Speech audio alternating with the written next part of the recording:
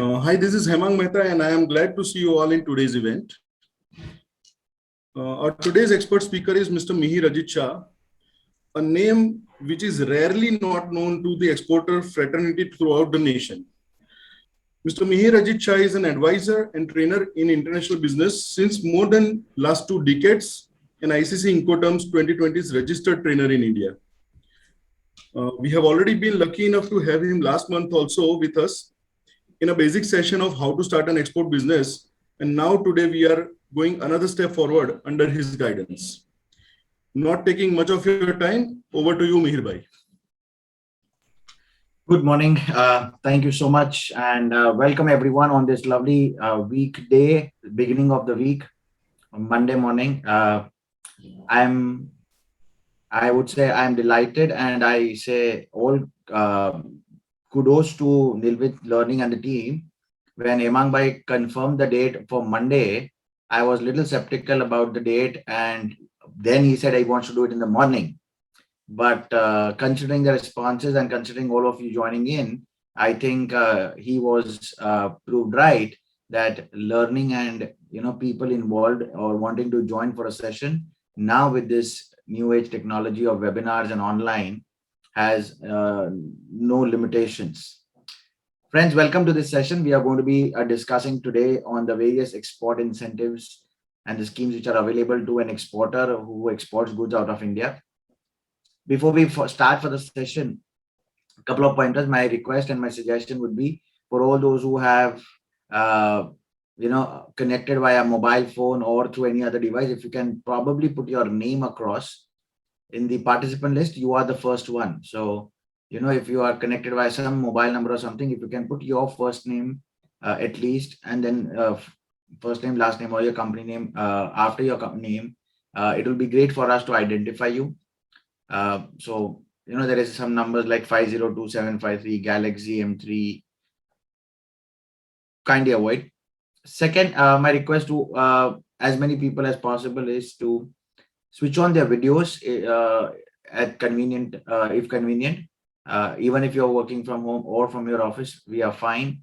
But, switching on your videos will have at least some amount of degree of interaction with us during the session. So rather than addressing you all on the alphabets, it will be great when we look at each other and understand and get more interactive.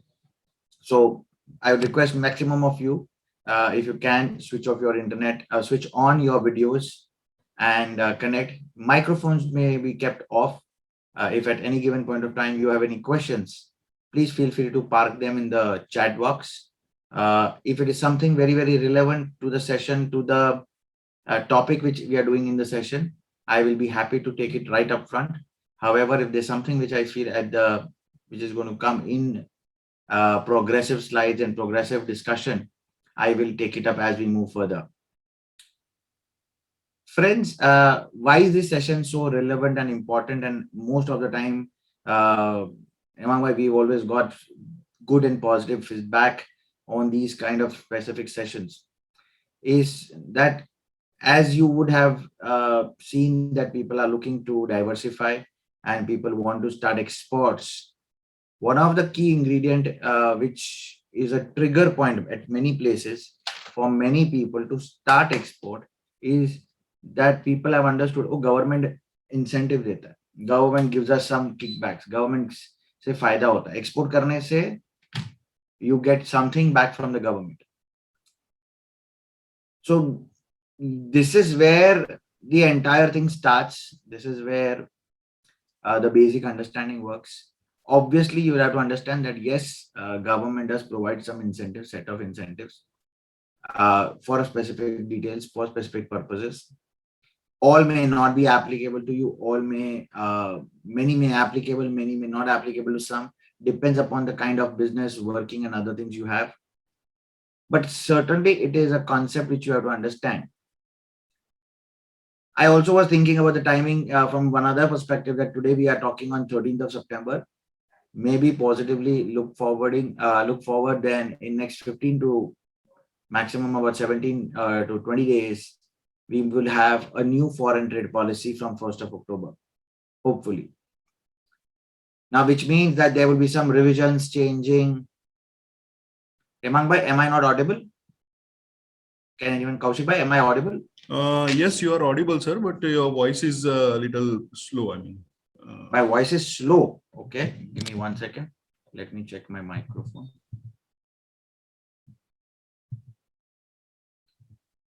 Okay, am I audible now? Is that better? yeah, absolutely. Khurshid bhai, there is no audio, is it? Kaushik bhai, is there an audio? Kaushik bhai, I can't hear you. If you can just put a message on the chat. Payal, Vandana, anybody who can just confirm. Can you hear me all? Yeah, Yes, sir. Yes, sir. Fantastic. All right. Chalo. So at least that is clarified. Yes, Mr. Nayak. Thank you. Thank you, Vandana. Okay. So I believe 502753. Mr. Khurshid, you'll have to also check at your end for the internet connection. However, at any given point of time, again, if you feel that there's some challenge in the audio or video, please let me know on the chat. I will try and rectify the connections. So when we were talking about that, the new foreign trade policy is going to be scheduled to be effective from 1st of October 2021, then what is the point of, looking at this policy and then any which ways it's going to happen? But friends, please understand, it has always been and it will again be, most of the times and in many cases, the process and the procedures change. There will be tinkering or there will be changes in the policy structure to certain level. But over the years, we have made it so simplified, so easy, so effective, and certain schemes have already provided results that large changes may not necessarily come unless you have some new things coming up, new schemes coming up, which is fair. If it's new scheme coming up, we can have another session again. But to understand those fine details which has changed, well, let's say if there was some scheme which is having a limitation or you are supposed to do something in a particular time period, if that is extended, how will you know that it is extended unless you know the old thing about it? How would you know that, oh, okay, it was earlier 3 years or 5 years or 10 years and now you have to do it in 20 years? So with that reference, friends, this in fact happens to be the very perfect timing that we would be in a position to, understand these incentives. And as we move further, we would, understand it, let's say, at the next month, maybe update version of this session. Hardik bhai or anybody from Nilvit, can we connect to this number 502753 and see if the audio issue? I think it's audio issue from his side, but I think he's still facing some audio. So just please, if you can check on that.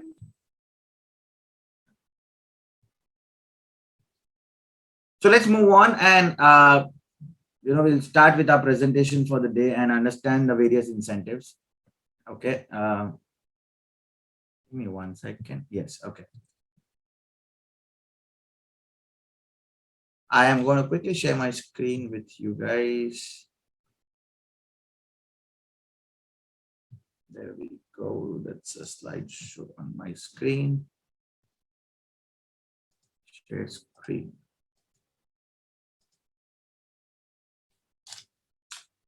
All right. I'm hoping that you are able to see the presentation as well now.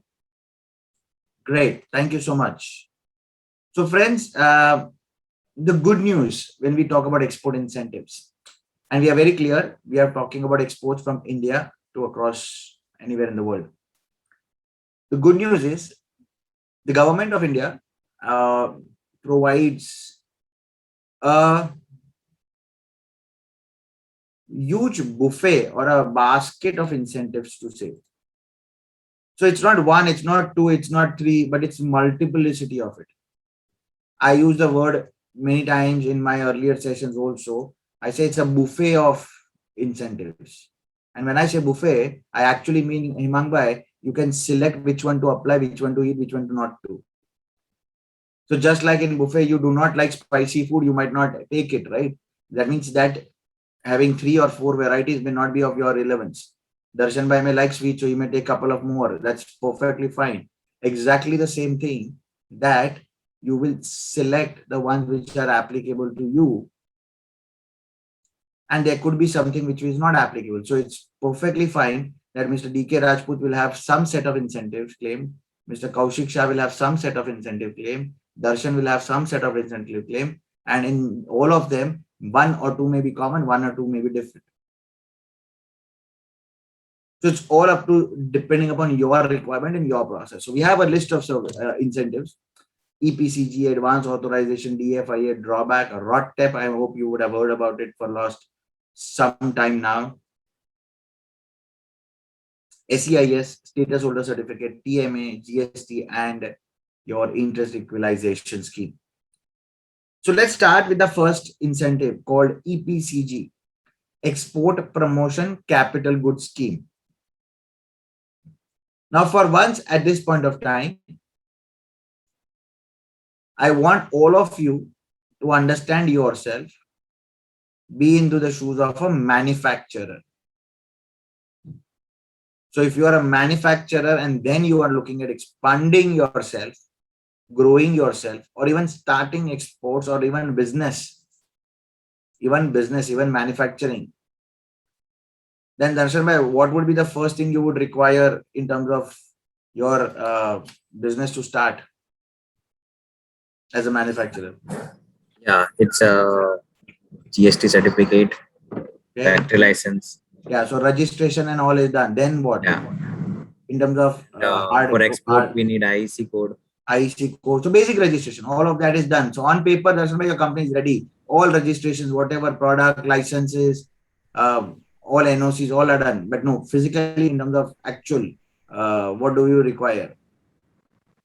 The buyer, I mean, Buyer we is required buyer's order. Before buyer, I think from a manufacturing perspective, after you got your paper company ready, you will have to have actual company ready. So you'll have to require a land.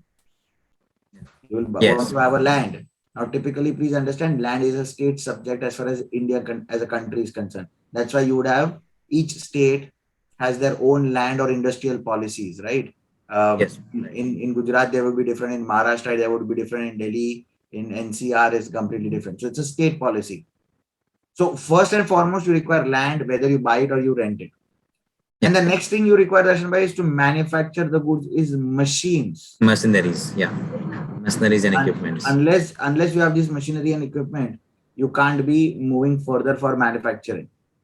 And furthermore, that if that machines or if that product which you're going to manufacture is to be exported, then you need those quality, and I would rather say quality as well as competitive products, so that that kind of machine is required. Yes. Thank you, Darshan Bhai. I'll come back to you. So, in a sense, that to increase our capacity and capabilities of manufacturing, more importantly, from an export perspective, we have a scheme called Export Promotion Capital Goods Scheme. Now, please understand, though in my explanation and understanding, we loosely use the word machinery, but capital goods covers a large spectrum, which obviously doesn't include raw materials. Please understand, there's a difference. Capital goods includes your entire plant. You know, when you say plant, meaning your entire industry, your entire industrial unit, multiple components, multiple machineries, multiple things on into that. It includes machinery, obviously. It includes accessories or spares, depending upon what kind of accessories it is. Yes, Mr. Ramesh, it will be from Joint DGFT Mumbai, Joint DGFT of your regional authority. So it is an EPCG which will help you to bring in capital goods. The objective is very simple: to facilitate import of capital goods, to enhance producing quality goods and services, enhancing India's export competitiveness. If some of you are into export in services like hotel, hospitals, education institutes like Nilvit, Hemang Bhai, if he wants to import anything under the company, he can do so under EPCG and offer services to his foreign customers. So EPCG is for goods as well as for services to enhance or bring your quality of manufacturing is there. Atul bhai, audio is too low. I am not too sure. 1 second. Let me bring my laptop a little closer if that can solve the problem. Okay, I am trying. I'm going to be speaking a little louder. Atul bhai, is that now clear? Okay, fine. Friends, I believe also that you should check your internet as well. Or if you're using a mobile phone, then maybe sometimes remove your headset and then listen. I sound better in without headset. I mean, I'm just trying to see if it works well, right? Oh, thank you, Atul bhai. You put an extra speaker for me. Great. I'm happy. My wife always asks me, आपको सुनने को कौन आता है? Now I'll use Atul bhai's screenshot and tell her, मेरे को सुनने को नहीं, उसको लगा के speaker पे सुनने को आते हैं. Thank you, sir. So EPCG is going to facilitate you to bring capital goods, which can be enhancing, which will help you enhance your quality of the goods so that you can produce better goods, and not only better goods at a competitive price so that you can further sell and export it out of the country. Now, obviously, we are looking to enhance or increase exports capabilities. Let's take an example that our friend Darshan, who is having a manufacturing setup, wants to import a machinery worth 1 crore rupees. And as we would have known on a normal scenario, that if Darshan or anybody would want to import a machine, let's say Kaushik bhai would want to import a machine, he would have to pay duties and taxes, and so do Darshan. And both would have to end up paying about, I'm not saying exact is 27.789, but let's consider 30% as rounded off. So they would have to pay, ending up paying about a 30 lakh rupees more as customs duty, which includes your customs duty, your social welfare surcharge, and the IGST on it. So all three components at a basic level. So roughly you would have paid 30%, which means 30 lakhs rupees you have to pay extra, which is a cost. But at the end of the day, Kaushik bhai or Darshan, some of them will say, sir, we want to export goods out of India. And a very, very basic principle of any exports of anywhere in the world is, including India, that goods should be exported, not taxes.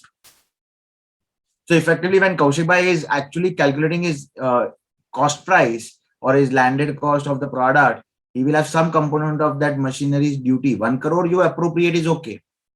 1 crore is going to be appropriated for so many years. So you'll say, acha, 1 crore, say 1 rupee is the cost of machining that product.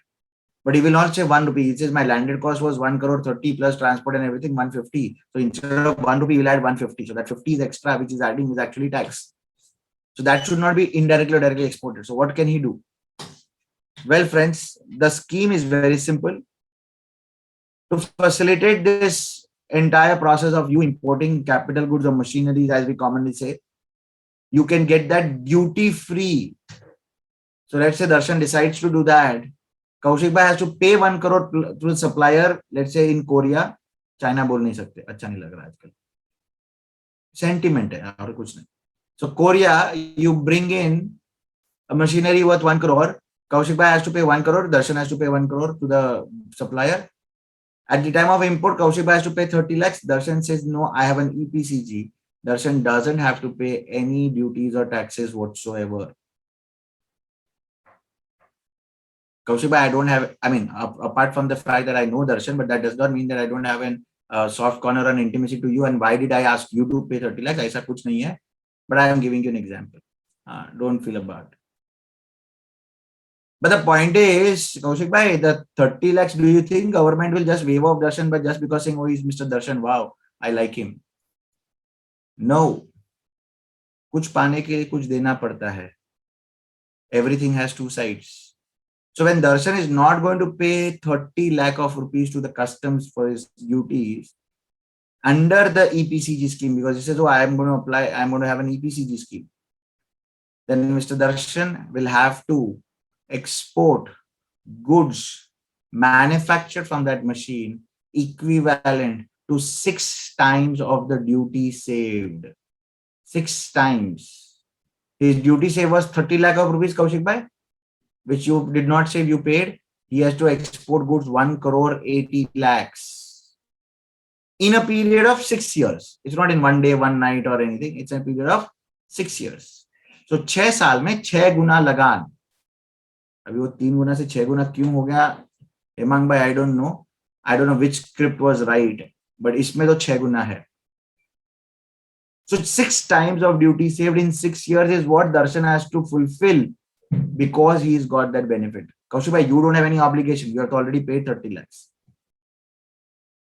So if Darshan is going to be able to export goods worth 6 times in duty saved in 6 lakhs, which let's assume for a fact that Darshan has no exports whatsoever. He's a new beginner in exports, which means he is going to add 1.8 crores worth of new export into the India's economy in 6 years. His contribution to the so-called export figures, which incidentally will happen to come tomorrow, detailed one for the month of last August. Darshan's new contribution or additional contribution, which until last year was 0 in exports, will become 1.8 crores. Are we clear? So that's the intention, that we are bringing in more exports in, right? Let's assume, Payal, that you are also an exporter and you also do the same thing. But unlike Darshan, you are a seasoned exporter. You are an exporter having regular exports for last about 15-20 years. Well, you have to understand it's not only for Payal, for Darshan or for anybody. When we are calculating 6 times of the duty saved, and let's say Payal, your turnover at the moment without the new machine is any which case approximately export turnover is about 3 crores.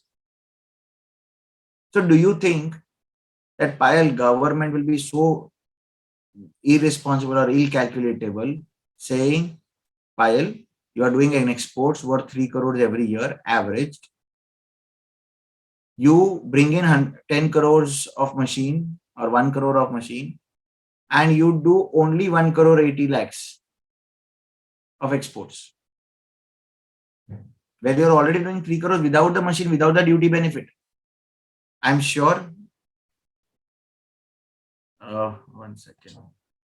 Keshav or Hemang bhai, can we ask, can we allow a notation block for everyone? Because I think I'm getting some scribbles on the screen.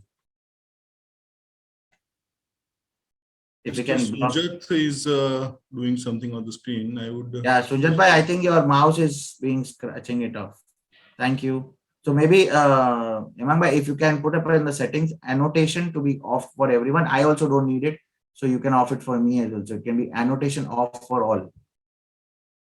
So that would be solving that problem as well. Just if you can do it from the settings, if possible, otherwise it's fine. So, Payal, you were already doing 3 crores worth of exports and you are getting a machine duty free and you wish to, or you are supposed to export only 1 crore 80. Don't you think there's something illogical there? Even in case of forget the machine, forget the duty incentives, when you are investing 1 crore, into that machine, you yourself would have thought about it. I'm exporting 3 crores of average exports. Next year I will do 4, then 7, then 10, then 15. But then only your break even of 1 crore will come over. So please remember that your export obligation, I'll read it verbatim what is there in the regulation and then explain. The regulation says that export obligation shall be over and above your average level of exports achieved in preceding 3 licensing years of same or similar product. Such average would mean arithmetic mean of performance of the preceding 3 licensing year of the same or similar product. What does this mean? As we said, Payal's last 3 years average exports will be considered. So last 3 years, let's say her average exports was 3 crores plus 2 crores, 5 crores, or her exports actually was 3 plus 2, 5 plus 1, 6. So 6 divided by 3, 2 crores is her average exports. Payal, without the machine, without the benefit of the EPCG license, you were any which ways exporting goods worth average 2 crore rupees. So when you will get this machine duty free, you will have to increase up the level by 1 crore 80 lakhs totally in 6 years, but maintaining this average 2 crores over and above. So first 2 crores, so you have to do exports by hook or crook. Once you have completed the exports of 2 crores, then whatever additional you will do will be calculated in your export obligation, of which you have to do entire thing in a period of 6 years. So please remember, every year, Payal, you have to maintain, not 1 year. So for 6 years, you have to maintain every year first 2 crores. And then whatever you do extra. So let's say in one of the years, you have done 3 crores. So 2 crores average, 1 crore will be your export obligation, 80 lakhs balance. Next year, will you do just 80 lakhs? No, 2 crores and then 80 lakhs. Every year, you have to make sure that you have been able to, or you are supposed to require to do 2 crores of exports. If you have understood this correctly as a concept, friends, then tell me on the chat, put your answers on the chat. If Payal completes this, her export obligation in the 6 years period, 6 times in 6 years, 2 crore is her average, 1 crore 80 lakhs, which is the total export obligation in 6 years. If that is what it is, at the end of 6 years, what will be the total amount of exports Payal will have to do? What will be the total amount of exports Payal will have to do? Please put your answers in the chat. Let me see.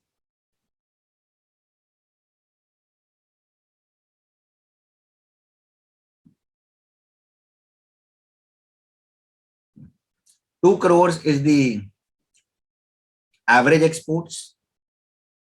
1 crore 80 lakhs is the specific obligation, and 6 years is the time period.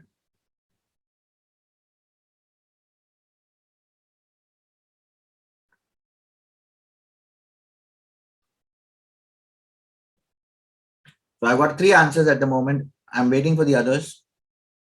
While including yours.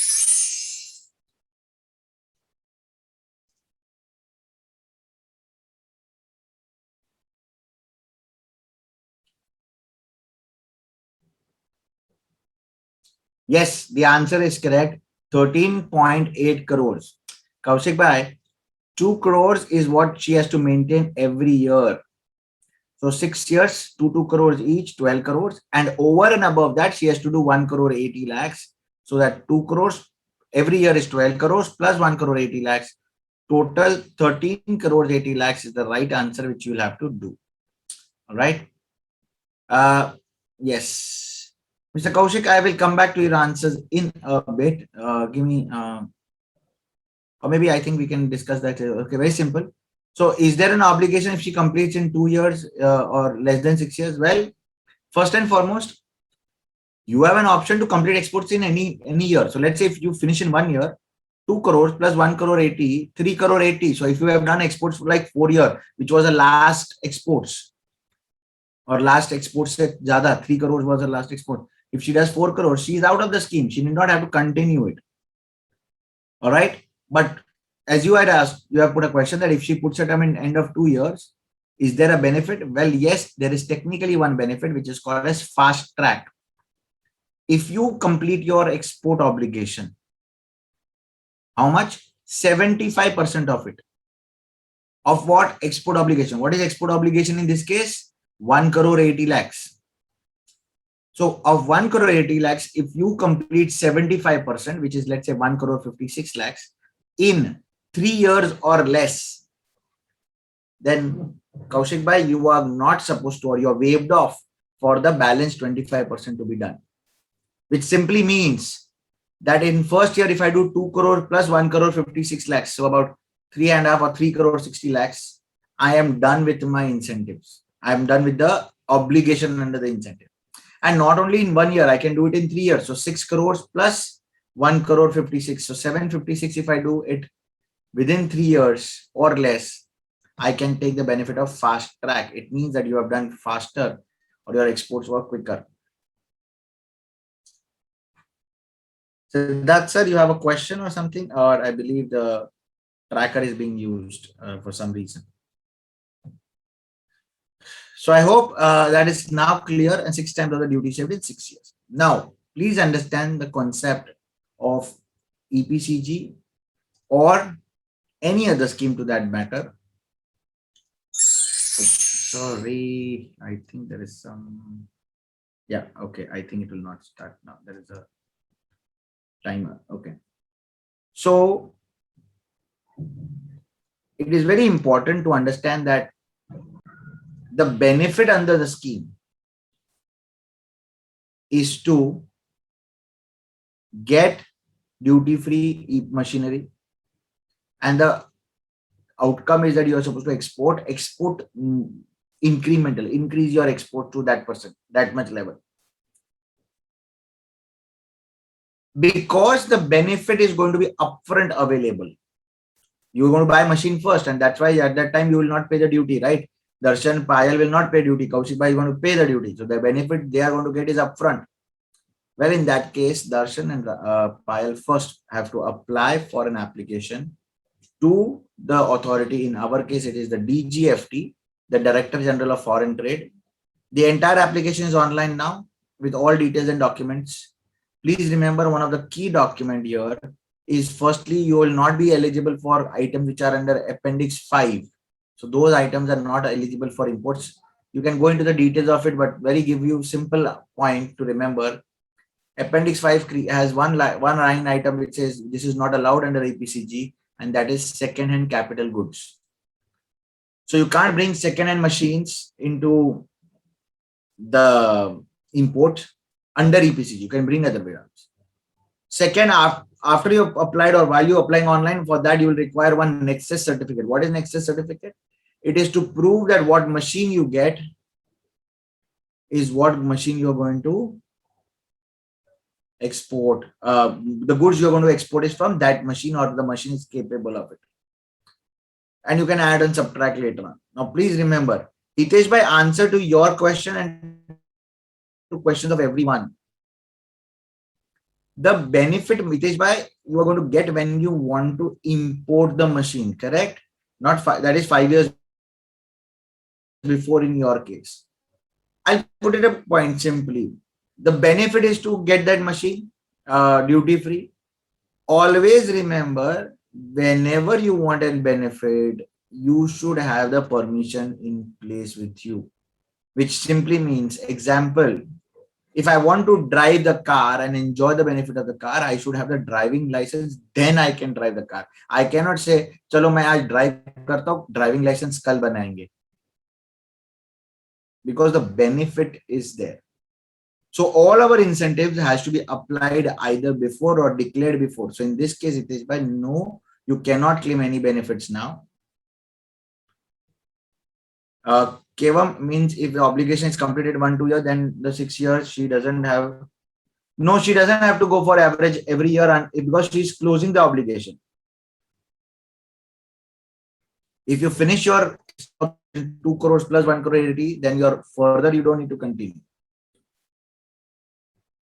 Now, any EPCG or any license, including EPCG authorization, has to be applied and issued to you prior to your import. Please remember, you should have been issued a license. If आपको license issue हुआ होगा, authorization issue हुआ होगा, then only you can import duty free. Na? Then only the whole point appears to happen. For any jolly good reason, right, wrong, good, bad, you have not been applied. So aisa, I cannot say, oh, I will apply, so you give me machine right now. Second, it is an exemption scheme. It is why you have already paid duties and everything has been done and dusted. Now you can't change. Right, wrong, good, bad has to live with you. So you should have, as we call it, the EPCG authorization or the license prior to your importation into the country. The goods before you import, it should be with you. Because at the time of import, when duties are calculation, it's very simple. Think about this from a regular real life situation. Hemang Bhai, I'm sure you would have come across this, where you would have got at times things being exchanged or something. I'm not asking for the gift, but you have bought something from Shopper Stop and now you want to exchange, or that same size or that same color or different color is not available. So you say, okay, give me an exchange note. Correct? Now, when you go and you want to use that note, they will have to, you will have to say, they will have to ask you for the note upfront.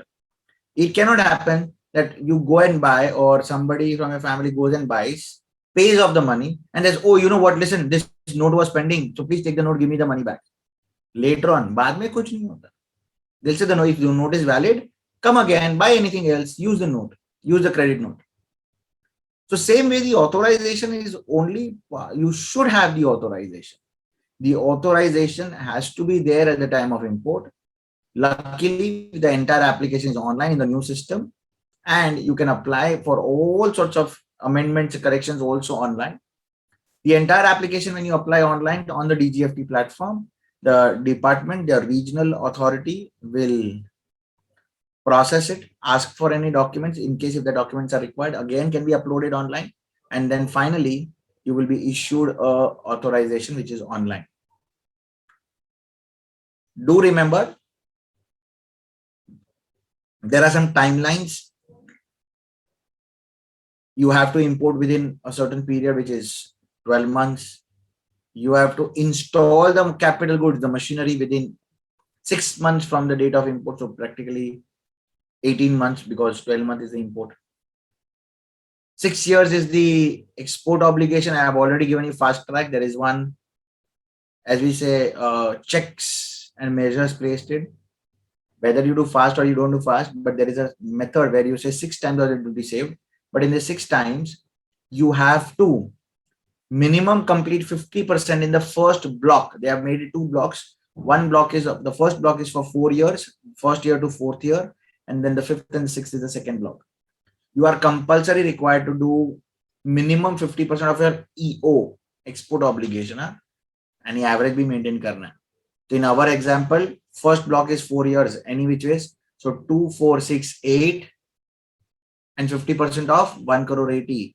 So 80 crores, 8 crores 80 lakhs should be done in 4 years period, compulsory.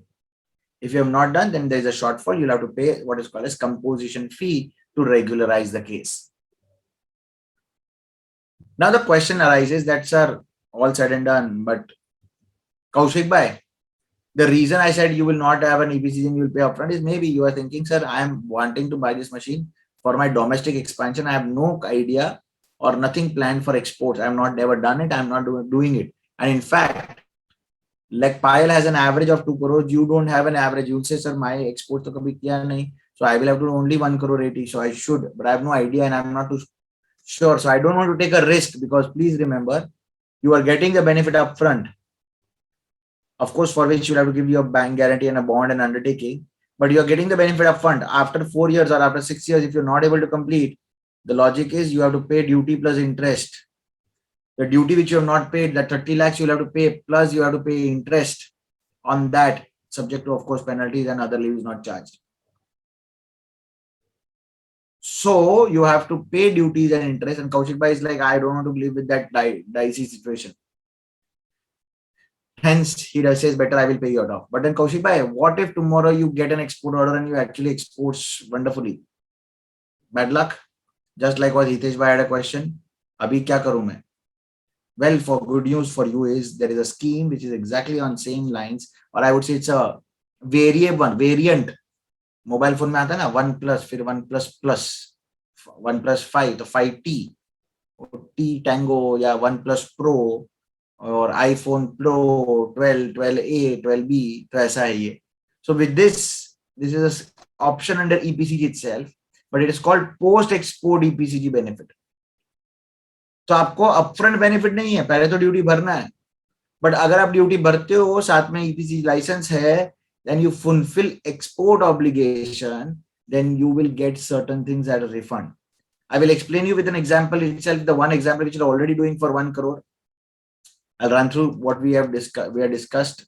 Oops. Sorry, I'm unable to. Yeah. So let's understand this standard what Darshan would have applied or Payal would have applied. The value of the import is 1 crore. Duty saving is 30 lakhs. They would have applied for EPCG and they would have done 1 crore 80 lakhs. Now, please remember 1 crore 80 is maintaining the average. At this point, let's assume average was 0. We exporting it. So they have to do 1 crore 80 lakhs in an entire span of 6 years and they will get the benefit. No duty paid. So today, 6 years before they get the benefit and they get time up to 6 years to export 6 guna. On the other hand, Kaushik bhai, you pay the duty. So 30 lakhs you are paying upfront cash. आपके में से जा रहा है 30 lakh. You also have applied for EPCG but under post export scheme. That's why you are paying the duty. So instead of 1 crore 80, your obligation has been reduced by 85% to 85%. So 1 crore 53. And if you realistically see, in 30 lakhs of duty payment, there are 3 components: customs duty, on social welfare surcharge on duty, and your IGST. IGST, as we say, it will come to you as input credit. It will come back to you as credit.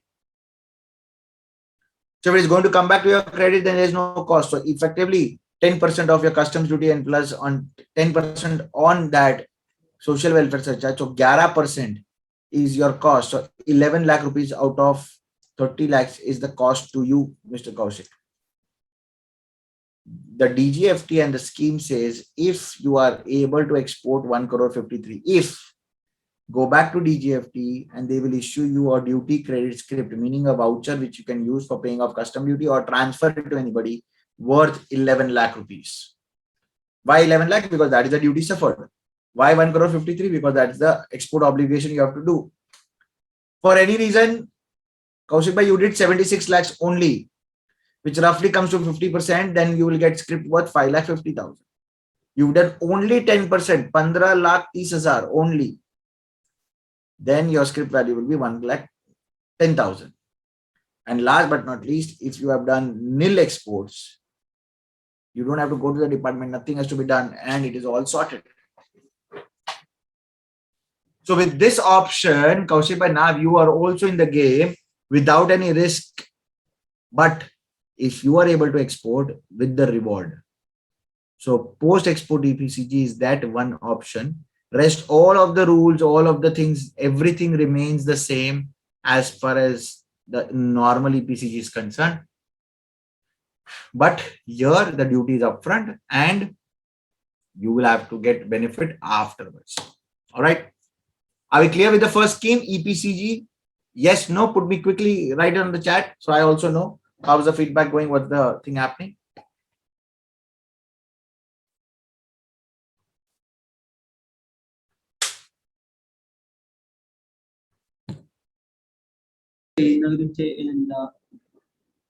Sorry. Okay.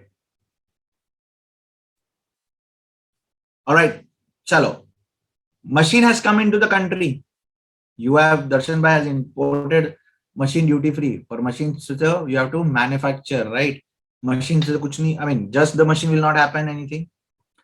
So the next scheme which is available to you is called advance authorization.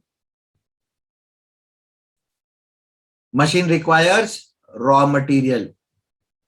So advance authorization is typically a scheme to provide you that duty free. Very simple terms. Legally or technically, advance authorization is an issued to allow duty free input. Why the word used is input? Because for cotton shirt, cotton is the fabric is the input. For silk, silk fabric is the input.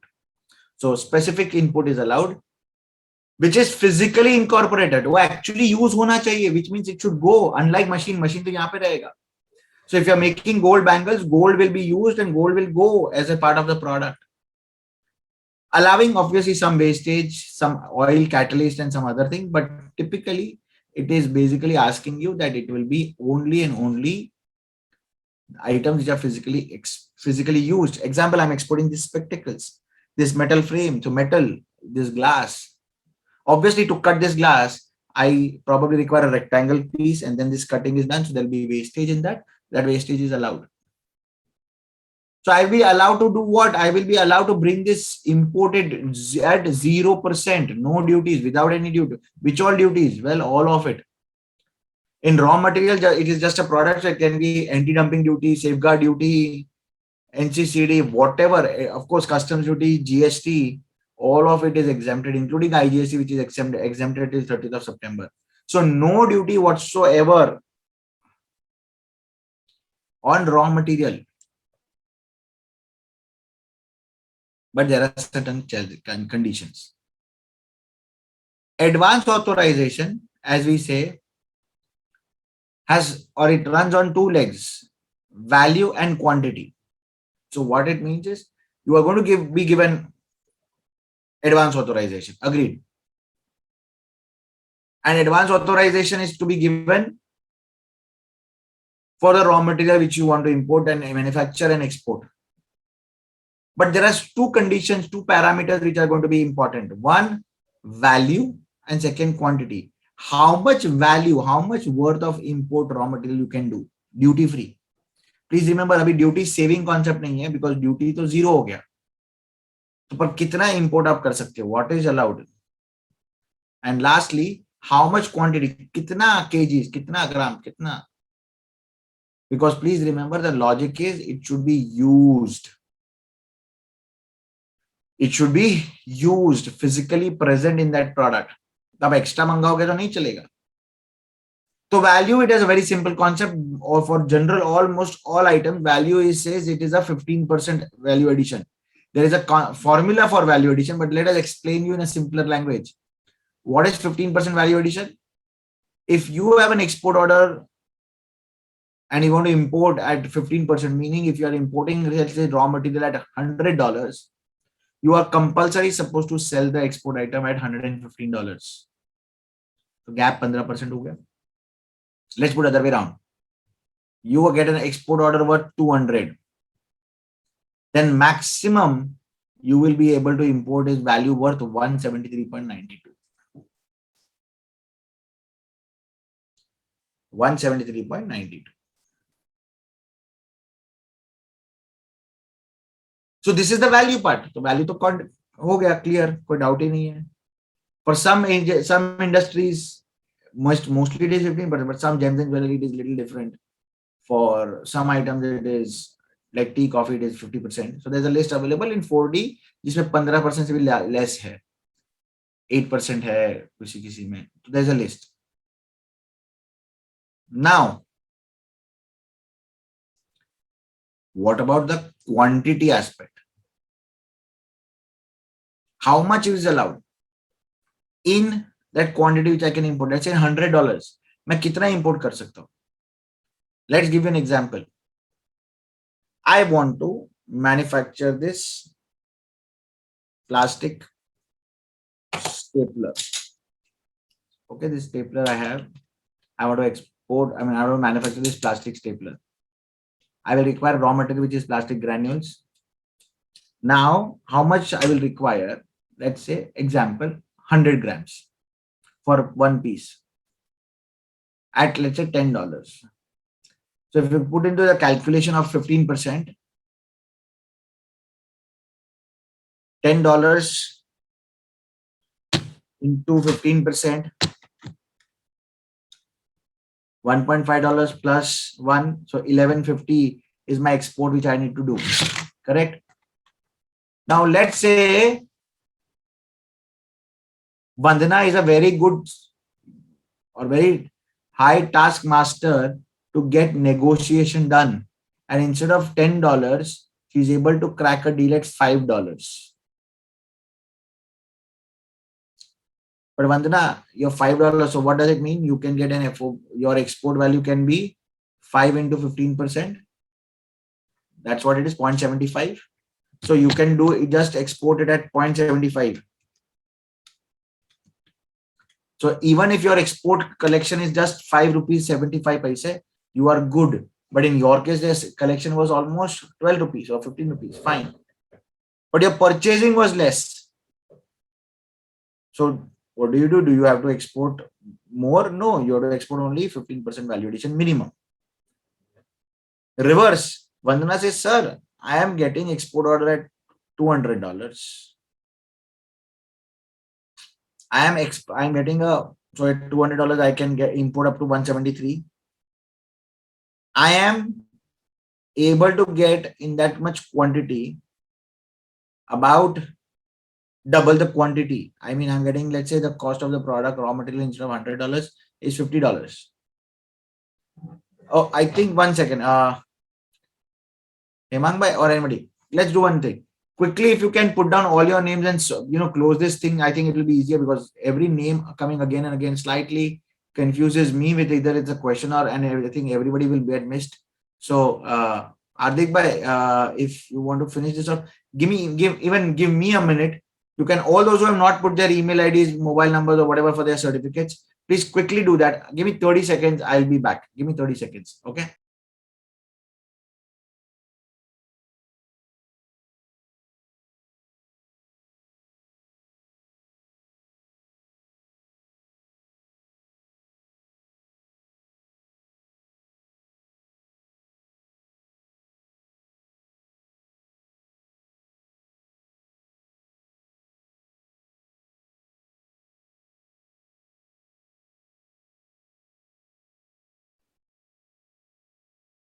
Hello, everyone. It is just a request to put your name on this your screen. Not required necessarily to type your name and email. We have your information, so we will issue the certificate likewise. So do not have to type your name again and put it in the chat box.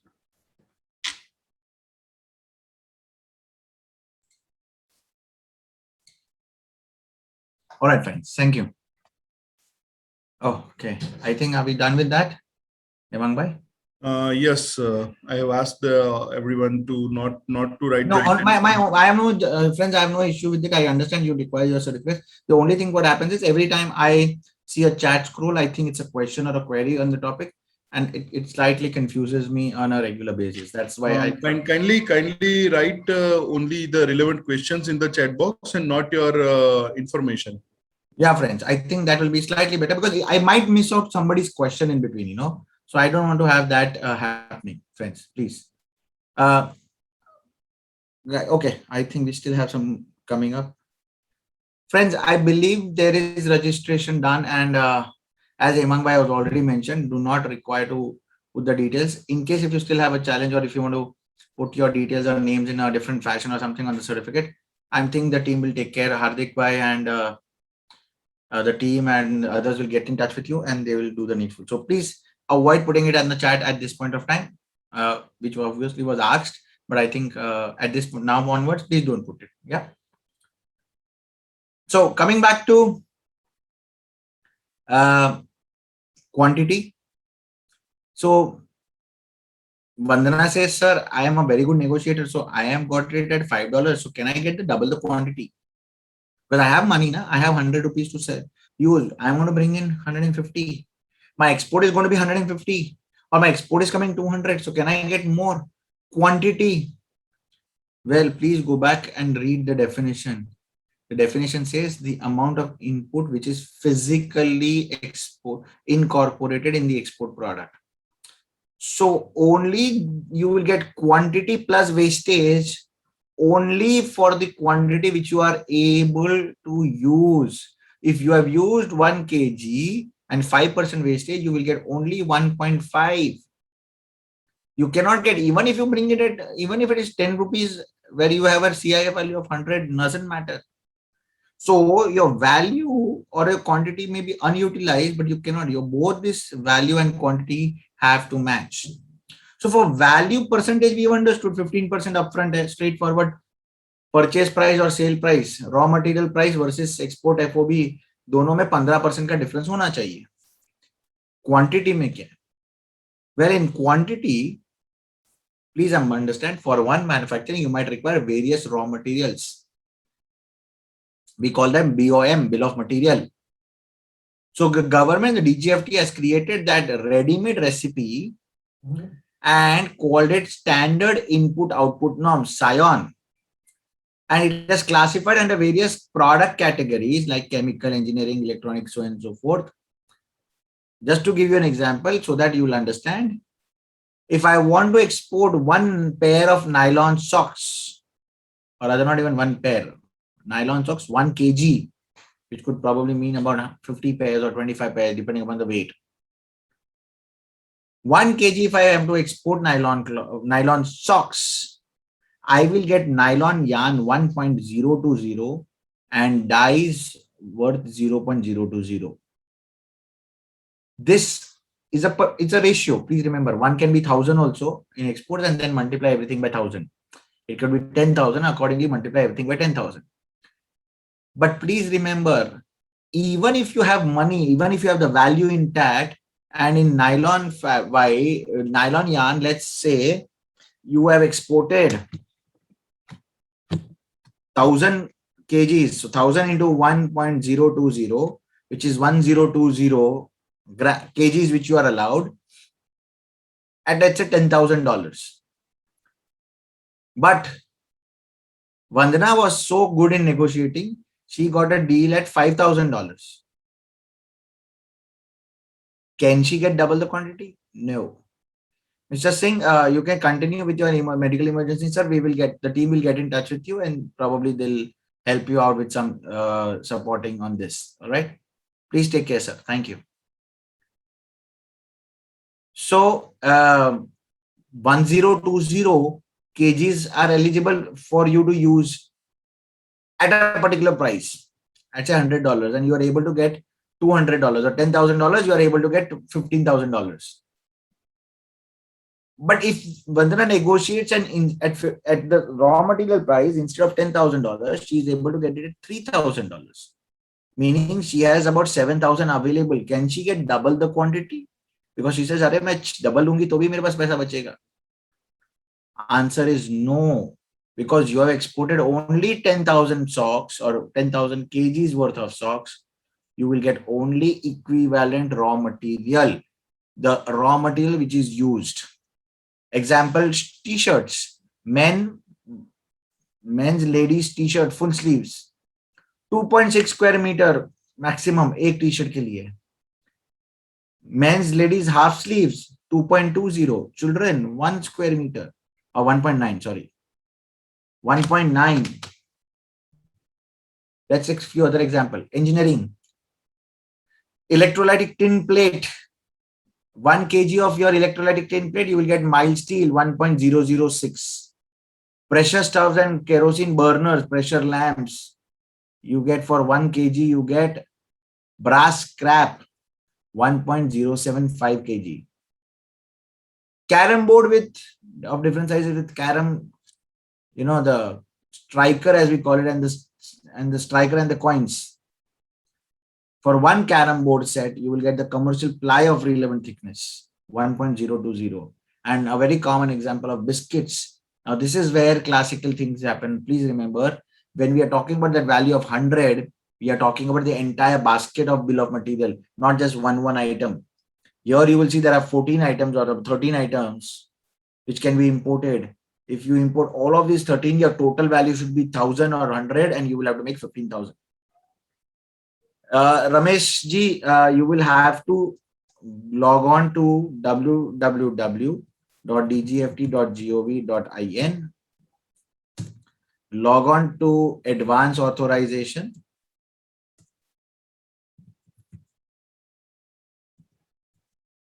Okay, let me quickly do that. Let me stop this share for you.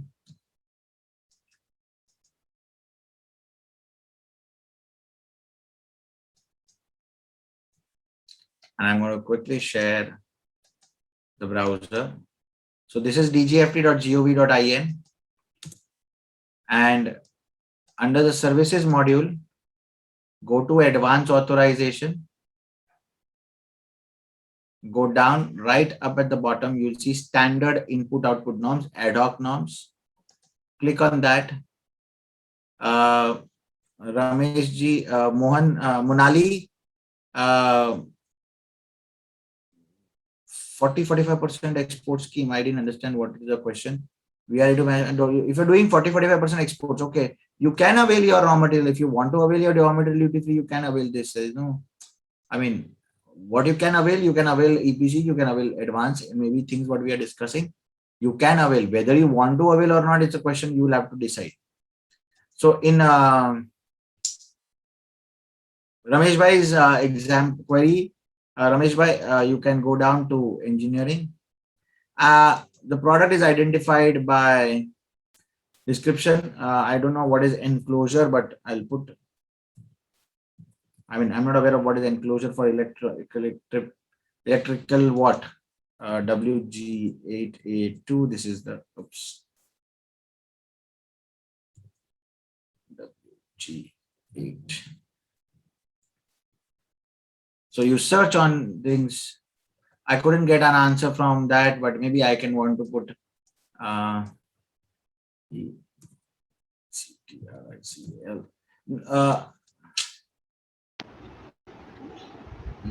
ECTRICA.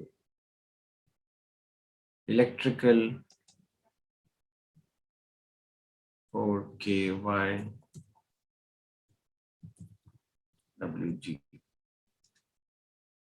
So you have a lot of things and that like brass strips, electrical, so many of it. You'll have to search through them, click any of them, export to PDF, or you can view your input items. You'll get exactly what I've showed you. So do this exercise and you will get to know. You will get to know what it is. It is not going to be on HSN code, sir. Ramesh Bhai, unfortunately, it's not going to be on HSN code. It is not on HSN based. Okay. Not in the SIAN. Okay. So let's go back. Biscuits pay. We were here on biscuits. Somebody else also had a question. Let me think. I missed that somewhere. Before Ramesh Bhai had asked, somebody had a question. Friends, my request is please don't put your name, email ID now anymore because I am unable to. Okay, I don't think so. If anybody had a question, yeah, Monali had this.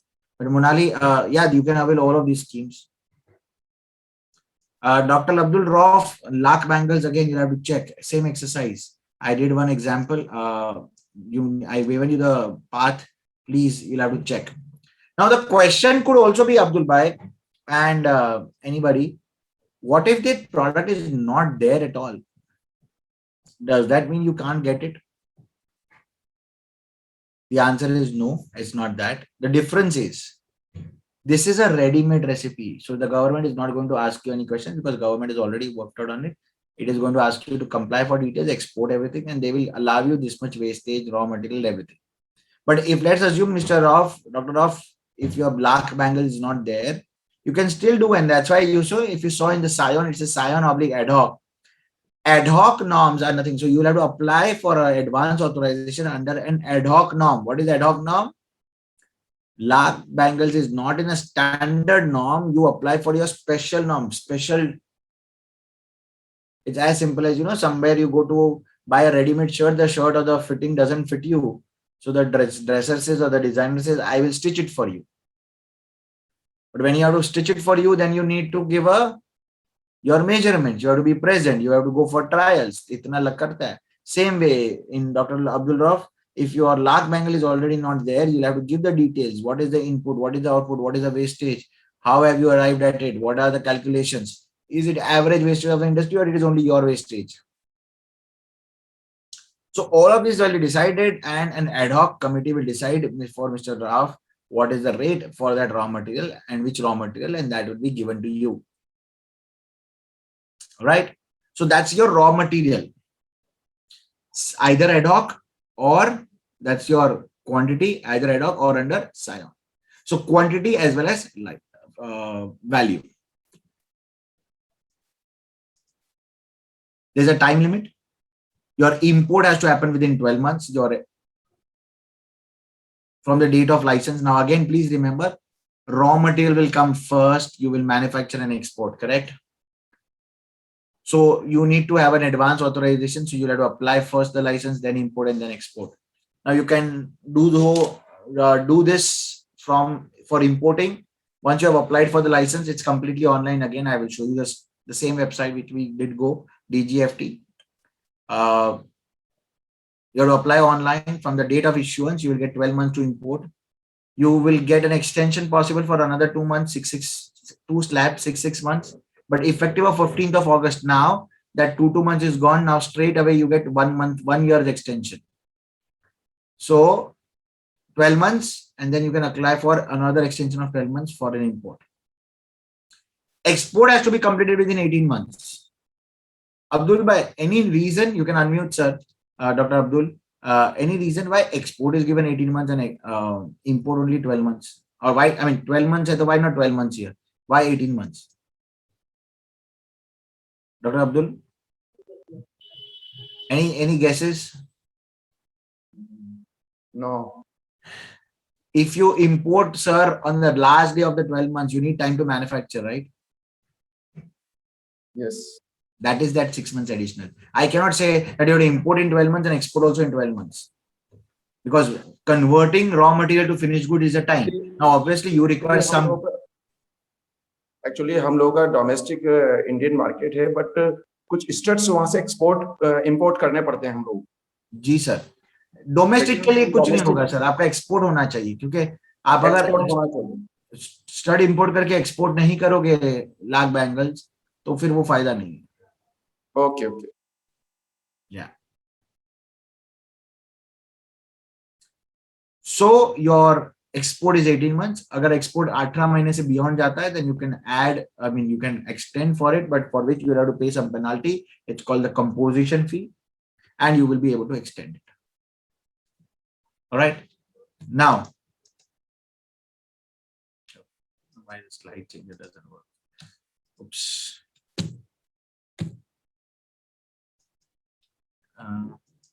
Give me 1 second, guys. I think. Yeah, the slide is not changing. Yeah, okay. So this is the online application module of the advanced authorization, same DGFT page, right from application of your fresh license to your old license to applying for extension. Everything is available completely online. All right. The restriction and the disadvantage. First and foremost, please understand this is raw material. And the raw material comes with the actual user condition, which means that, Dr. Rauf, you cannot trade in the raw material which you import duty free. Darshan, the raw material which you brought cannot be domestically sold anywhere. You are supposed to use it yourself. We call the term actual user condition, which means Vandana, Mr. Danesh, Keshav, Sahal, Hardik, Kaushik Bhai, all of you have to be a manufacturer. Second, please remember, I've told you that when you import, at the time of import, you are taking the benefit and you will export in future. So the customs, for its own security purpose, will ask you to give a bank guarantee and a bond. And in case if you are not able to do it again, here also duty plus interest. So to avoid this risk and to avoid this tension, you have a scheme similarly like advanced authorization, which is relevant to raw material, which is relevant to import, which is relevant to not paying duty, but in a different fashion. It is called DFIA. Also suitable for traders, merchant exporters. But there are some changes. So please remember, DFIA is almost like advanced authorization with some differences. What is the difference? First of all, it is only usable for Scion. So let's assume, Dr. Rauf, as we were saying, you can apply for ad hoc your recipe. If it is DFIA, you can't. In Vandana, in your normal exports, you were able to export and do at 15% valuation. Here you have to do minimum 20%. So if you are importing at 100, you have to get export at 200, 120. Minimum 120. Your exports to get complete within 12 months. And after you complete your export, not before, after you get this license to import raw material, the advantage is the draw. Of course, exemption is only on basic customs. Remember, in the advanced authorization, the exemption was on basic custom, anti-dumping, safeguard duty, countervailing duty, GST, sab kuch. But here it is only and only strictly on basic customs. But the advantage it is freely transferable. It is also online. Let me quickly give you the breakup or differences. Why would you do what? So advanced authorization both is an exemption of inputs. You don't pay on the raw material. You don't pay. But advance authorization is pre-shipment or post-shipment. DFI is only post-shipment after the exports. Exemption, all duties, only BCD. Value addition, you do 15, here you get 20. Imports Scion as well as ad hoc, you're only Scion.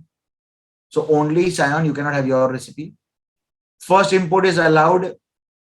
Here you cannot import first. First you have to export only, then you can import.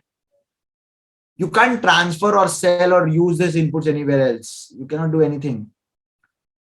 You cannot trade because it's actual user condition. DFIA allowed because it's a form of a script. It's like a voucher. Rahul, thank you so much for attending. You may please attend your college. I think the team will get back to you with your to support you in terms of whatever you require help. Thank you.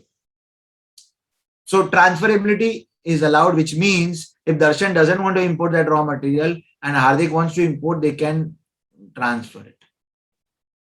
All right. So that is the difference between advance authorization and DFI. Please do remember both refer to an exemption on your raw material. But the challenge still remains.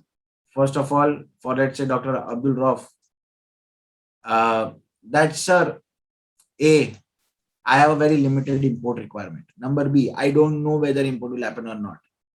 I mean, export will happen or not. So I don't want to go for advanced authorization and buy raw material. Let's say he wants to import some lag studs or lag bangles. He wants to import some studs. Dr. Abdul will say, I don't know whether it will ever export or not. I'm looking for domestic. Then why do I want to go under advanced authorization? But what if I export? What if I export? Second, he is not able to plan things or he is not available. Acha, then I have DFIA. But the problem is this bangle which he is referring to is not there or the product is not there in the Scion. So now in that case, he cannot apply for DFIA itself. Well, then Dr. Rauf and others, you have the next scheme to take care of it. And the answer to your query would be duty drawback.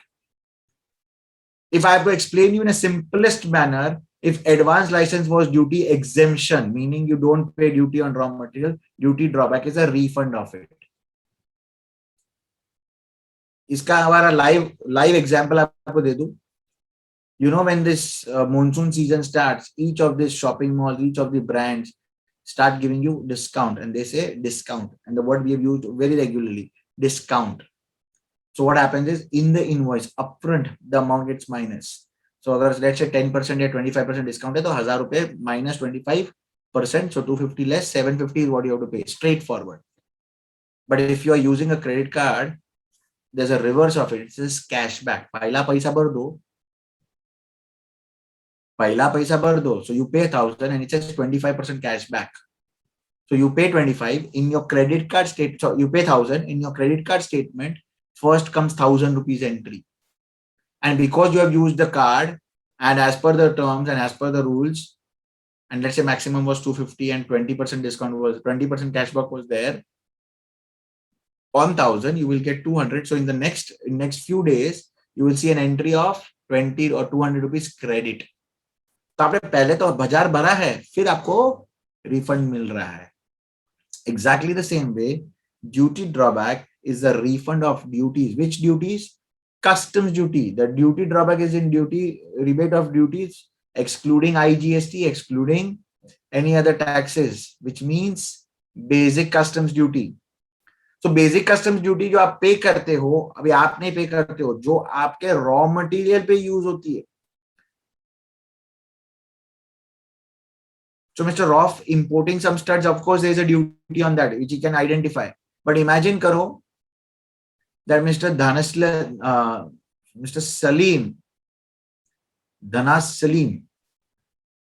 Salim or Mr. Jai Shah or Mr. Danesh is going to import or buy locally. Let's not even import, buy locally. And he doesn't know that his supplier is having how much duty on it and inside what it is. So there's an entire backward integration which calculates and finds out what is the drawback on it.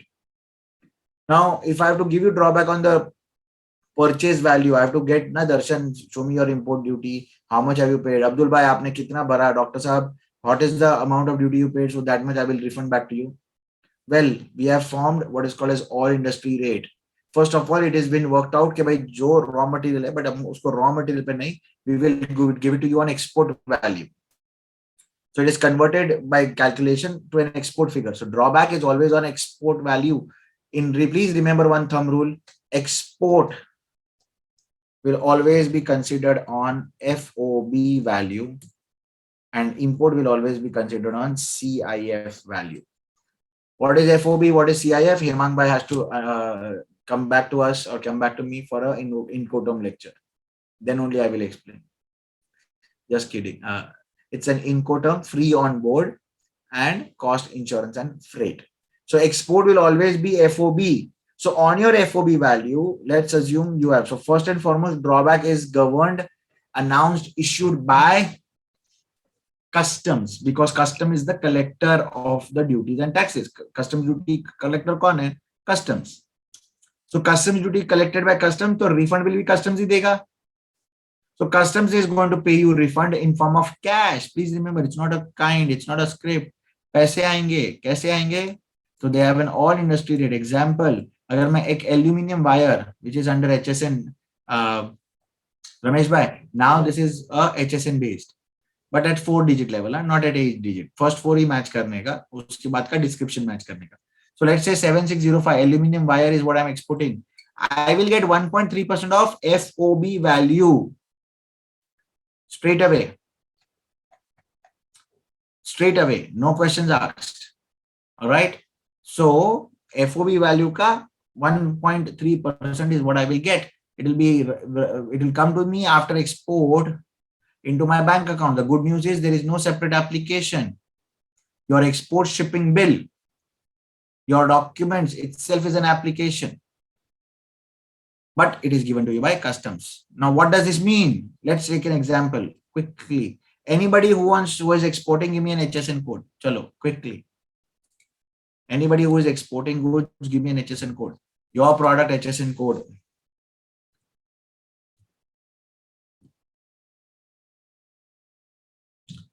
Ramesh bhai, I have, okay, I knew your, of course, but I wanted somebody else's as well. Okay, so let's take Darshan just for a matter of understanding. Not that I don't want to take yours. Okay, Kishore and all right, thank you. Bas, बहुत सारे जन हो गए. चलो. So first of all, it's customs. So cbic.gov.in. Go to custom section. Drawback schedule. There's a latest but there's a 2019 edition. I'll go to quickly on that notification. And this is the detail. Of course, you have to. This is the tariff. So we have to first find out at 4-digit level only. In case if the description has 6-digit level, then you might want to go. So example first, I'll do all of them is quickly 8538. 8538, Mr. Ramesh, sir, part suitable solely for so and so. Abhi dekho, now this is where you have to examine. If that part, so please understand, 8538 is this, 1010 is your HSN code. I said 4-digit only. Then after that, there are 6 digits, 01, 02, 03. They are serial number. 8538, if your part is of copper, you will get 2.2%. Now this is something different. Let's go to aluminium. Aluminium 1.5%. So if the part is made out of aluminium, you will get, Mr. Ramesh ji, you will get 1.5% of FOB. Okay. But if it is made of copper or brass, then you get 2.2%. But maximum is capped. So what does this mean? Example, 200 rupees is my cost of copper item per kg. I will get 200 into 2.2%. I will get 4 rupees 40 paise. Now it is 2000 rupees into 2.2%. I will get 44 rupees, right? But if it is 2500 into 2.2%, it becomes 55 rupees. Now I will not get 55 because here in this case, there is a value cap of rupees 49. The maximum I will get is 49 rupees per kg and not 55. So in that case, I will lose 6 rupees per kg as per calculation because anything beyond 49 will not be paid to me. So that's called value cap. In brass, it is 39.5. So यहाँ पे 49 है, यहाँ पे 39. Aluminium में नहीं है. So in aluminium, whether it is 200, 2000 or 20,000 multiplied by 1.5, you will get that. Let's try and find out another one, 4016. Again, you have Darshan, you have option. You have to find whether it is which one. So 2% with 17 rupees or 0.2 or 1.3 or others. So based on that, you will have to go with the description. Please remember, 4 digit, then don't see this is serial number. Then you go and match the description. 4 digit and description. Chalo, let's say Mr. Kishore, 7323. There you go, 9390 is not covered. It is not HSN code, which you have to see in the drawback. 7323 में अगर stainless steel है तो 1.6, it will be 0.1. Copper bottom है तो 1.6. Nickel 8% से ज़्यादा है, again 1.6. So depending on which it is, in fact all of them is 1.6. Still there is a difference. I don't know, maybe earlier there was a difference, that's why they have segregated. Otherwise they should have combined it together and put 1.6. All right, 8504 Hemang Bhai. Electrical transformers 1.8%. Again, Monali 8.04 is already there for you on your screen. 1.8. All your 3 items are going to come under 8.4 or 8504. This way. Okay. Nilesh 3307. There you go. If it is Agarbatti 39. So 2 items again there in split. So in some you will have split because it is more than they want different rates. So if it is Agarbatti, incense sticks, Dhoop, Loban, it is 3.9% or 22 rupees per kg. 3.9% or 22 rupees per kg. Okay, so 22.3 divided by 3.9%. So until 571 rupees a kg, I believe 571 into 3.9. Yeah, until 571 rupees a kg, you will get 3.9%. But if you have an export of 600 rupees a kg, 700 rupees a kg, you will not get, because under 700 into 3.9%, it is 27 rupees 30 paise, but maximum you will get is 22 rupees 30 paise per kg. So until 571 rupees, you will have no problem. But if the export value is more than that, you can export, but you will not get much more than that. Okay. So that's the duty drawback. Okay. Chalo, let's stop this, go back to our presentation.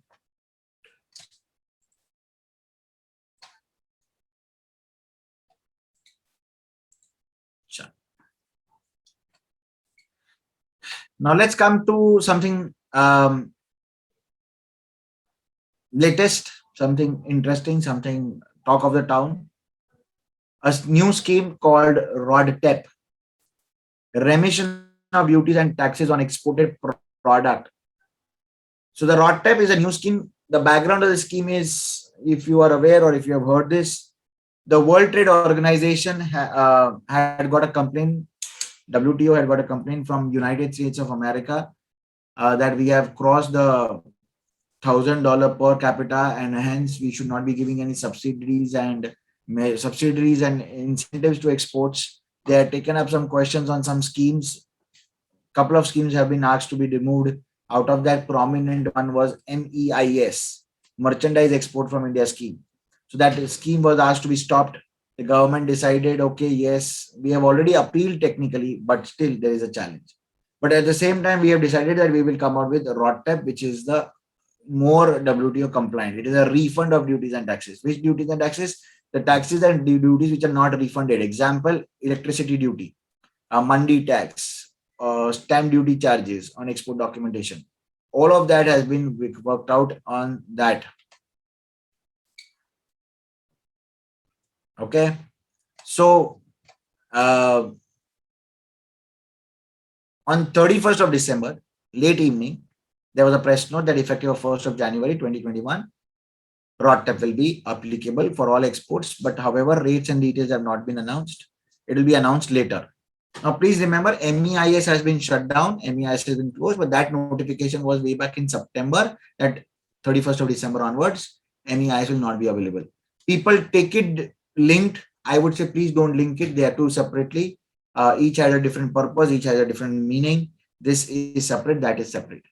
Now, when the advisory was issued for ROTTEP, there were 3 things mentioned in the advisory or in the advisory. It was overall understanding of the scheme, how you will get the benefit, and how to create ledger, and what has to be done.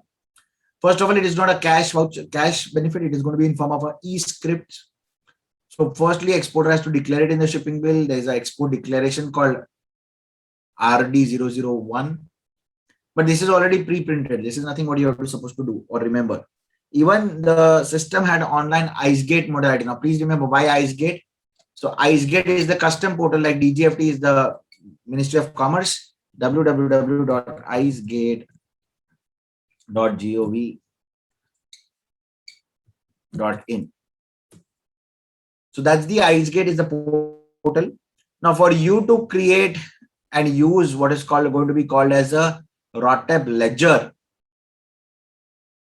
because all your scripts, which is e-scripts, will be concentrated in that. You will have to have an IceGate login ID. To open an IceGate login ID, you will require some documents. One is scanned IEC, authority letter in form of who is opening. So one of the persons, maybe proprietor, partner, director, then the rest of the others have to sign. That person's Aadhaar, driving license, export port codes and the details. Very important, you require a class 3 digital signature. There's something called as class 3 signature in case of DSC. You will require class 3 signatures. And that class 3 signature, you will have to use it, file the application. It's a very simple thing, but you'll have to apply for it, and then you will get the online login ID and password. Good news is that on 17th of August, finally, after wait of 8 months, the ROTTEP was notified by a foreign trade policy notification, and rates were announced in form of Appendix 4R. So again, if you go to the website dgft.gov.in, I'm not going to show you now this. Under the survey section, under regulatory updates, you have an option called ROTTEP, and in that you have 2 options. The guideline is this notification, and appendix is the rate chart. So this is the rate chart. 392 pages to be precise is the file. So no point of discussing at this point. You can get it. ROTTEP has 3 forms of rates, just like drawback. One is the percentage based, where whatever your export value, percentage you have to see. Number 2, there are rates with percentage, but plus also the rate of upper cap. So maximum you get these benefits. And number 3, fixed rates like this, where 8,100 is already fixed. The good news for all of you, not only for drawback, but for other schemes as well, is if you do an export under drawback, you can claim drawback, as well as that exports will be calculated for your EPCG export obligation as well. You have done advance authorization, you can calculate that export for advance authorization as well as for your EPCG as well. So one export, multiple benefit. Similarly, you can claim drawback, you can claim EPCG, and you can also claim ROTTEP on the same thing, because they 3 are of different relevance. But there is some ineligible criteria which is given in the para 4.55. There are 15 ineligible criteria which include items which are imported and then you are re-exporting it, items which have got minimum price, export price, the items which are restricted. Exports done under advance authorization will not get ROTTEP at this point of time. They will be notified separately. Exports done by an EOU will not get an ROTTEP right now. They will be separately notified. Export done by SEZ is not going to. So these 3 categories, which is 11, 12, 10, 11, 12, or 11, 12, 13. Yeah, 10, 11, 12. Which is serial number 10, 11, 12 are at this point of time not eligible for a refund or a benefit under ROTTEP. What is this ROTTAP all about? ROTTAP is nothing but it is a refund of unrefunded duties and taxes which you are still paying. Very simple. All of us pay electricity duty, whether you're a manufacturer, trader, merchant, exporter. That duty is a cost to you. So that duty has been paid and refunded back. All right. So that's exactly what has been working and what has been given. Example I've given you, not necessary. Diesel or fuel taxes. You transport goods on which you pay fuel. Fuel is not part of GST. So excise and these credits are not available to you. Because now you're not registered under the excise or VAT laws. You're under GST law. So those becomes taxes, becomes cost to you. Somewhere there is mandi tax, somewhere there is some other tax, somewhere there is duties and tax. So that's exactly where your ROTTAP comes into picture. As far as current situation is concerned, friends, the good part also is there is no separate application. Your shipping bill itself will be your application, just like duty drawback. The system or the process is still being structured. We have only got the rates on 17th of August. It's not even a month. The custom is working on the background. I think, as you are aware, very recently, I think a couple of days back, Thursday, Friday, the PMO and the Minister of Commerce and Industries announced that the Prime Minister's office and the finance has already cleared all the pending export incentives to be given to the exporters. So all your old MEIS, SEIS, ROTTAP will be starting to come in. Roughly, I think it's about 55,000 odd crores, which has been allowed, which is in principle allowed. Procedurally, please remember it will happen, but it should happen very fast. In which even ROTTAP for the current period and the last period has been worked out to be given. So I'm sure the system is getting in place, and maybe very soon, maybe today evening, tomorrow, or maybe in this week or maybe next week, you will have all these details procedural issued. Mr. Santosh, I am not clear. You want to check the audio at your end, sir? I think I am now audible to everyone. Okay. So ROTTAP is the latest addition in the incentives basket, which is available. If it is for drawback and EPCG, it is in addition. If it is advanced authorization, you cannot get it. I just wish to mention this. Fortunately, the reason I'm mentioning this is because the government has taken a stand that they will revive all those past old incentives and provide for exporters who are exporting services. SEIS was the scheme available. It is now supposed to be eligible for 1920. I am still waiting for the scheme guidelines to come in terms of the current year. I mean 1920. So it is for exporters who have exported services. Status holder certificate. This is important. Though the criteria will change in the next policy, but just to understand what is status holder. Status holder certificate is typically, if I have to give you, it's a recognition by the government of the country that you are not any Tom, Dick and Harry. You are not just any fly-by-night operator, but you are a regular exporter. You are having some reputation. You have got a status holder. So how it is calculated? You need to achieve certain turnover of exports. How does that turnover happen? Current year plus previous 3 years. Total A plus B plus C plus D. Total turnover 1 crore plus 2 crore plus 3 crore plus 4 crores. All right. So that's the total. Now, what is the threshold limit? Please don't look at the rupee value. Look at the dollar value, because dollar value is the correct value. Rupee value is only for understanding. Reference. Andazan kitna hoga. It may be less, because when I would have made a slide, maybe I would have taken some exchange rate. So don't go back and say, sir, itna sasta, itna lower exchange rate kyun hai? So $3 million is the criteria. So if let's assume Mr. Jay Shah exports goods in current year plus previous 3 years, or charo ka total Jay Bhai, if it is $3 million, you are a 1-star export house. 25 million, 2-star, 3-star is 100, 500 is 4-star, and 2000 is 5-star. Please note, I'm very certain and I'm very sure that in the new foreign trade policy, the criteria and the other details would be different. So let's wait for the new policy and it will be accordingly done. But something similar will happen. If you are a MSME exporter, micro, small, medium enterprise, if your unit is under ISO, if you have a BIS certification, if you are in Northeast, If you're in agri export zone, then you get double weightage, meaning $1 will be considered as $2. So let's assume, Mr. Raja, if your export is 1.5 crore, it will be considered as 3 crores and you will be eligible $3 million instead of 1.5 million, and you will be eligible for 1-star export house. What is the benefit? Well, friends, as you would have got benefit from any other recognition. Let's say अगर आपको कोई award मिलता है तो क्या benefit होता है? नहीं, credibility बढ़ती है, right? Exactly the same way, it's about credentials that you are saying, and please remember, it is given to you for 5 years. In future, आप apply करो, उसके 5 साल बाद तक जाता है. In fact, for this corona period, they have extended it for almost 1.5 years. The current certificates are valid till 30th of September. The ones which are expiring on 31st of March 2020 were extended till 31st of March 2021, and now up to 31st of September. It's not 30th or 31st of September. It should be 30th September. Sorry, guys.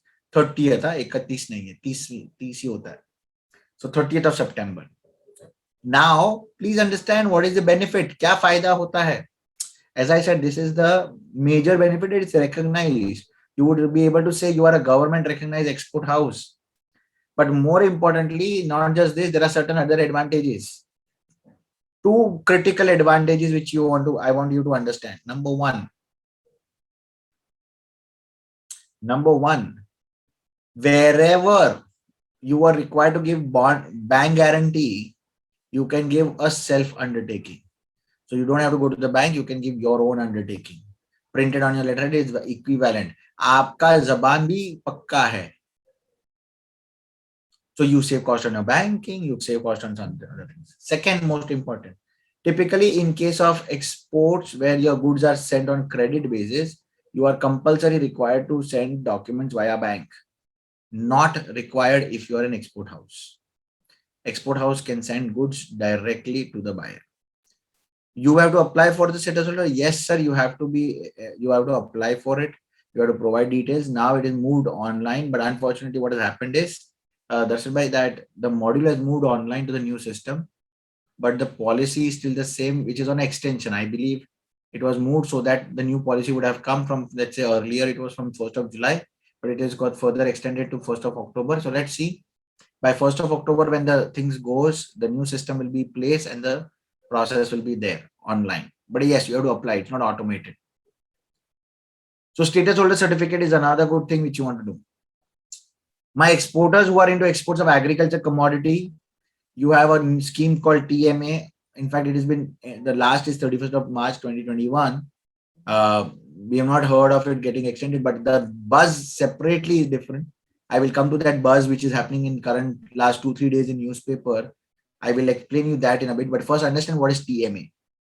At least at this moment, TMA is a specific scheme for agriculture commodities, specific agriculture commodities. So what you have to do is, firstly, you have to check if your product, please remember carefully, and I'm going to zoom that for you and tell you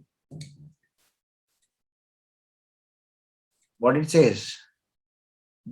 Okay, let me zoom, because if I'll zoom it rather, and let me quickly use another spotlight. Yep. So it very clearly says list of agriculture products not eligible. So you have to make sure आपका नाम इसमें नहीं है. अगर है तो आपको नहीं मिलेगा. So agriculture commodities chapter 1 to 24 are the ones which are covered, and the one should not be mentioned here. Example, bananas is not here. So if I'm exporting bananas, I will get it. So firstly, it should not be part of Annexure 1. Second, which country I'm exporting? Let's say I'm exporting to France. France is part of EU. I'm exporting banana to EU. Then as a transport and marketing assistance, I will get EU कहाँ गया? ये रहा. Per container, which container? Per 20 feet container, I will get rupees 9,800 as transport and marketing assistance. Why? It is to offset the high cost of freight in the export product. If it is a reefer container, meaning अगर उसको refrigerator का देना 21,000, sorry, 21,000 for EU and 1.112 for air. Air में per kg है, but बाकी में it is under 20 feet. So if Mr. Bharat Reddy, if you have exported less than a container, if you have exported some 10-20 CBM, then it will not be given to you. It is only on FCL, as we call it, as full container load. It is only on the full container load. Now, the buzz which I was trying to tell you is there is a buzz because of, as you are all aware, that the exports is getting affected because of the container shortage tremendously. So there is a discussion, I believe, and the press has picked up and it has been already quoting that a scheme like TMA is going to come for all other products, because currently it is only for agro, because all the others are facing this challenge, and that's probably why all of it going to come probably soon. Almost last but not least, GST refunds. Guys, file का phone आ रहा है. अरे Okay. So GST refunds, please understand that under exports under GST is 0 rated, which means you have two options. Either you export under bond and do not pay GST, claim input credit refund if you want to, or pay IGST and claim refund of that IGST. So choices between the two, pay IGST or not pay IGST. If you don't want to pay IGST, you will have to apply for LUT, which is going to be issued online. And then if you want to apply for refund, you have to apply for online refund in RFD 01A. But as far as IGST is concerned, you pay IGST at the time of export in your returns, meaning you show it in your returns, and then you don't need to file any separate application. You file your export shipment, you file your export shipping bill, you file your documents, you file your returns, monthly returns, GSTR 1 and 3B. Automatically, they both will be matched. And if your matching is done, then you will get your refunds of the IGST which you have paid. So GST is another example. Before I conclude on the last scheme, let me quickly, let me take last scheme and then conclude and then explain you that in terms of multiplicity. Lastly, when I'm exporting, I've got incentives on my machine. Dr. Rafa, I've got incentives on my raw material. I've got incentives of paying duty and then bringing it. I've got incentives on freight related thing as TMA. I've got other duties and taxes covered. But ultimately, Dr. Rafa, you'll need some working capital, right? You need cash flow to do all this and survive on all of it. Hence, you have a scheme called interest equalization. If you have an export order and you want to take a rupee credit pre-shipment or post-shipment from the bank, if you are an MSME manufacturer, then you are eligible. If you are a MSME or large manufacturer, you are eligible for only 416 items. If you are a merchant exporter, also you are eligible for only 416 items. That list is given by RBI. Now, what do I mean by 5%, 3%, 3%? So the concept is very simple. If you are exporting and you want a bank loan or bank credit in rupee terms, instead of the normal rate of interest, you will get an interest equalization of, if you're a manufacturer, 5%, and in other cases, 3%. What does that mean? That if, let's assume, Dr. Rauf, if you want to apply for an MSME, for a pre-shipment loan, a post-shipment credit, you've exported goods of 1 crore, and you want 1 crore today, the payment is going to come after 15 days. So you get 1 crore, and generally, let's say the bank would have charged you on a rupee credit, export rupee credit, let's say 8% interest. Now, because of you being an MSME and interest equalization scheme, the 5% on that, 8% ka 5% will be actually borne by the RBI and not charged to you, and you will be given upfront less. So 8 into 5% at about 4% is going to be used, and then balance is going to be there. So that's interest equalization for you, friends. This was scheme which was almost closed, but it was extended in COVID period somewhere in August, September. Then it was extended till 31st of March. Now it is extended till 30th of September. Again, the news and the minister's comment in one of the meetings held in Mumbai during the last few months, he says there's a lot of work has happened in the new interest equalization scheme kind of a thing. And you will literally positively see that interest equalization scheme kind of method is being continued. All right. So finally, I conclude with this last slide which I was mentioning, that almost about 5,600 crore. Please don't consider this as my promotion or advertisement. I'm just trying to reproduce what is available officially.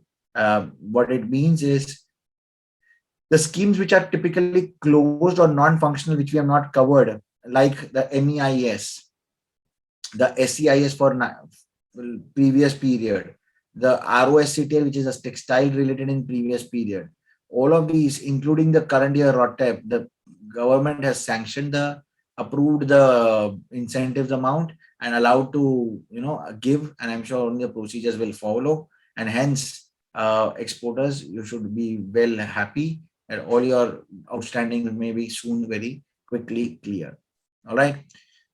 Finally, before we wrap up, the most important, the multiplicity. Why I say buffet, I just don't say because there's a large spread among by. The advantage is that you can pick and choose. So you can opt for EPCG, you can opt for drawback, you will get ROTTEP benefit, you will still get your GST refunds. All of these exports will be calculated for your export Star House certificate. And if you are taking finally at the end pre-shipment or post-shipment credit, that also you will be eligible at 5% if you're a manufacturer. So in this all change, I'm getting about 5 or 6 benefits, right? I'm getting 6 benefits. Somebody will say, sir, you are taking 6 benefits, but I'm not a manufacturer. I don't get this. I don't get advanced license. Okay. Then in that case, probably Ambika, you will get drawback. You will get ROTTEP. You will get GST refunds. So you'll at least get 3, right? Drawback, ROTTEP, GST is like almost minimum. Itna to milega hi milega. And trust me, if you calculate the percentage 1.8, 1.3 something, तो अगर आप एक भी पकड़ो या डेढ़ भी पकड़ो तो 4.5 से 5%, which effectively means, my friends, many of your profits are only, I mean, the percentage of profit which you generally add in certain items, not more than 5-7%, इतना तो आपको शायद incentive भी कमा के दे देगा. So if you calculate it correctly, either you can up your margin because you want to 5% gain plus your 5% incentives, or you don't need to add any incentive. I mean, no need to add profit. Your incentive is taking care of it. Whatever be the calculation, what I'm trying to again and again put forward is it's a multiplicity which you should do it, and you can claim all of these incentives which are eligible to you. With this, I would like to say thank you to all of you. I'm sure the Nilvik team will be able to share you the presentation. However, if you wish to download it, it is available on the link.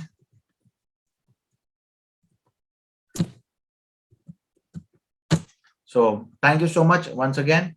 I have tried to answer most of the questions in here. If you have anything to be mentioned about, please let me know and I will be happy to answer.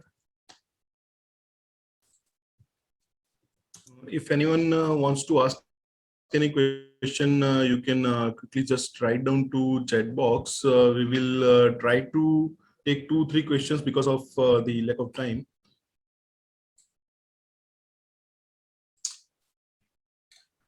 Thank you, Darshan bhai. Monali, anyone aware of UL certificate? Okay, anyone aware of UL? So, well, UL certificate is a US certification, basically stands for Underwriter Laboratories. It's a company which issues it. There are certain tests and quality safety. It's basically meant for safety of a product. Typically in electronics and electrical items, that it is tested and everything is there. So you can apply with UL certifications. If you need some more details, Manali, please share the details to Hemang Bhai and let Hemang Bhai represent, and I will show it to you.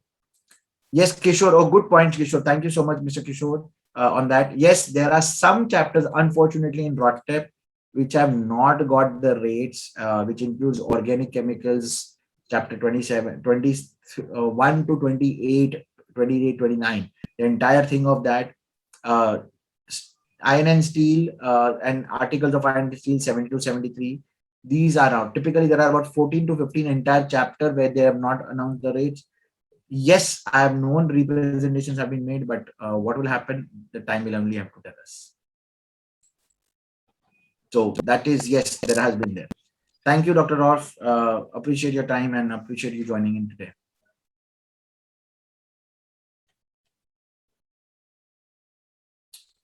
All right, I do not see.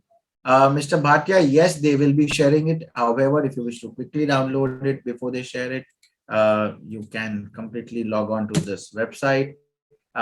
This link, basically, it's not a website, it's a link. It's called speakerscore.com/today's date 13/09/21. You will be able to download the presentation for your reference. Please feel free to use it for your reference. Thank you.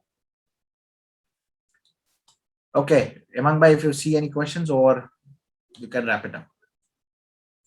Thank you. Emang Bhai, you are muted.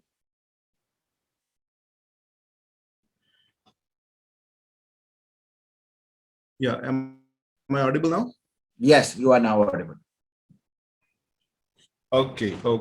So I would firstly like to thank all the attendees. Without your enthusiastic participation, the event have not been a success. Once again, to have spared time for us from his busiest schedule for such enriching session. Last but not the least, thanks to my colleagues, Mr. Hardik Desai, Mr. Keshav Yadav, and Mr. Karan Panchal from Mercury Texol for his technical support. You can all follow us on leading social media platforms like Facebook, Instagram, LinkedIn, and Twitter for getting regular updates on our upcoming programs. Or you can just visit www.nailwithlearning.com. You can also subscribe our channel on YouTube. Thank you all once again. Have a great day ahead. Thank you, Mihir. Thank you. Thank you. Thank you.